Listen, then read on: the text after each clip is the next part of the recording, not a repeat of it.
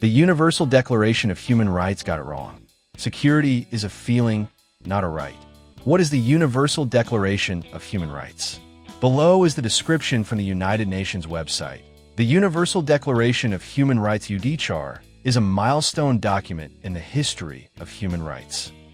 Drafted by representatives with different legal and cultural backgrounds from all regions of the world, the declaration was proclaimed by the United Nations General Assembly in Paris on December 10, 1948, General Assembly Resolution 217A, as a common standard of achievements for all peoples and all nations. It sets out, for the first time, fundamental human rights to be universally protected, and it has been translated into over 500 languages. The UDHR is widely recognized as having inspired and paved the way for the adoption of more than 70 human rights treaties, applied today on a permanent basis at global and regional levels, all containing references to it in their preambles. I applaud the United Nations. We in the United States are lucky. Our Bill of Rights, which is comprised of the first 10 amendments to the Constitution, was ratified by the U.S. Congress in 1791. It took the world a little longer, but eventually the nations of the world were able to come together to pass the UDHR. I am not sure every country in the world is abiding by the UDHR. In fact, I'm sure that many are not. But at least we have it. The UDHR includes some 30 articles that are designed to protect citizens of the world and include many of the protections we included in the Declaration of Independence and the U.S. Constitution. However, there's a major flaw on one of the most critical articles in the UDHR. Article 3 states that everyone has the right to life, liberty, and security of person. This article is somewhat like what is stated in the Declaration of Independence that reads, "We hold these truths to be self-evident, that all men are created equal, that they are endowed by their Creator with certain unalienable rights, that among these are life, liberty, and the pursuit of happiness." Note that the UDHR doesn't say where these rights come from.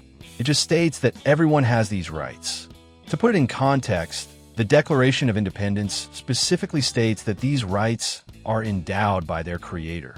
Given that the word Creator is capitalized, and given that the Founding Fathers were religious men, it must be assumed that Creator is God. The rights encoded in the UDHR are not endowed by a Creator or God, but by the purview of nations. In the preamble of the UDHR, it is left to the organs of society to secure their universal and effective recognition and observance. So, the UDHR is saying that it is up to the governments of the various nations to make sure these rights are recognized and observed. The very same governments that in 1948, when the UDHR was passed, were being run by the likes of Mao Zedong, Joseph Stalin, and Kim Il-sung. Seems to me that rights given by God might just have a little better chance of being protected by governments than rights given by governments. However, I'm trying to not be too critical because, again, I applaud the United Nations. The greater issue is the 3 primary rights that are delineated in the UDHR. The first 2 rights in both the UDHR and the Declaration of Independence are life and liberty. Both of those rights are easy to understand. No one else has the right to take your life, and no one else has the right to restrain your liberty. Obviously, there are some exceptions to the rule, such as if you are a mass murderer or have committed some other heinous crime.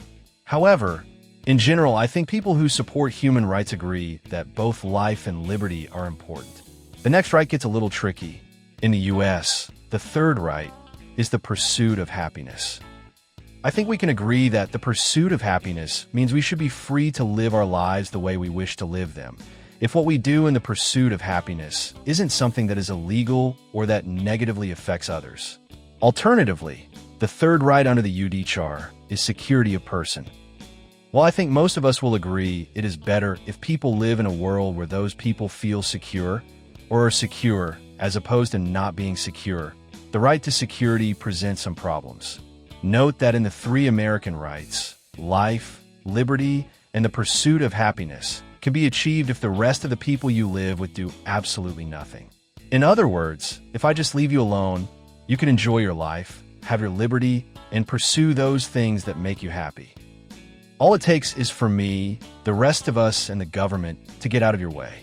Of course, there's a risk that you make a bunch of bad choices and don't achieve life, liberty, and happiness, but it is your choice. The Founding Fathers recognized that some people given freedom will not handle it well, but the greater good comes from everyone having freedom, even if some people don't use it wisely. In the UDHR, the third right is security, as I have mentioned. Security poses a problem.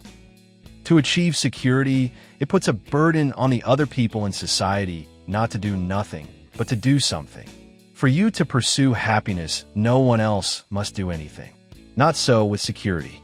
For you to feel secure or be secure, it may very well require other members of society to do something. Further, security is a feeling. Note that happiness is a feeling, but under the Declaration of Independence you have the right to pursue happiness, but you don't have the right to be happy. A right cannot be a feeling, but security in one sense is a state of being, but in another sense, it is a feeling. You could be sitting in the most secure place in the world, guarded by security systems, camera, and stormtroopers, but you might still not feel secure. I am happy to walk the streets of New York. I feel secure. Someone else, on the other hand, might not feel secure walking the streets of New York. How can we possibly deliver the feeling of security if security is a right? The people who crafted the UDHR, I am sure, had the best of intentions. As this document was created just following World War II, it was obviously an attempt to keep the atrocities and violations of human rights that occurred during that war at bay. However, they got it wrong. Security cannot logically be a right, whether granted by a creator or granted by a governing body.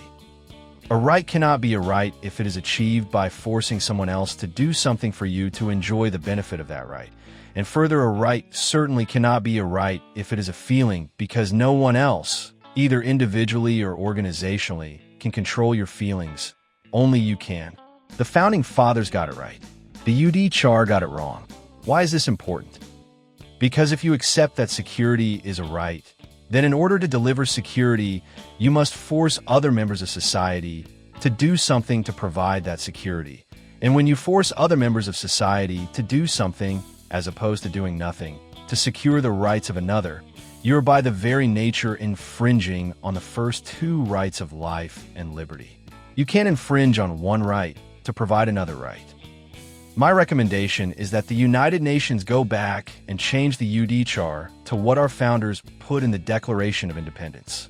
As a wise man once said to me, there is no need to reinvent the wheel.